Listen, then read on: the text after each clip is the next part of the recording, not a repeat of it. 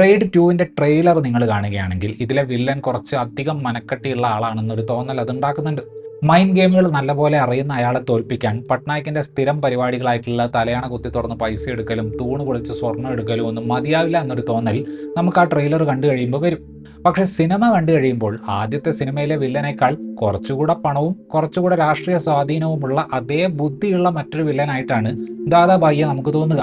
വില്ലനും നായകനും തമ്മിലുള്ള സൗഹാർദ്ദപരമായ ആദ്യ കണ്ടുമുട്ടലും അതിനുശേഷം സർപ്രൈസായി നടക്കുന്ന റെയ്ഡും പിന്നെ കാര്യങ്ങൾ കൈവിട്ടു പോകുമ്പോൾ കയ്യൂക്കിന്റെ ബലത്തിൽ വില്ലൻ പെരുമാറുന്നതും ഒക്കെ ആദ്യത്തെ സിനിമയിലേതുപോലെ തന്നെ ഇവിടെയും ആവർത്തിക്കപ്പെടുന്നുണ്ട്.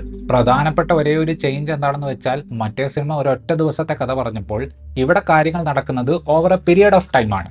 സാമാന്യം പവർഫുൾ ആയിട്ടുള്ള വില്ലൻ ആണെങ്കിലും അയാൾ കാണിച്ചു കൂട്ടുന്ന കാര്യങ്ങൾ എവിടെയൊക്കെയോ നായകന് അയാൾക്കെതിരെ കുറ്റം തെളിയിക്കാൻ എളുപ്പമാക്കുന്ന ഒരു രീതിയിലാണ്.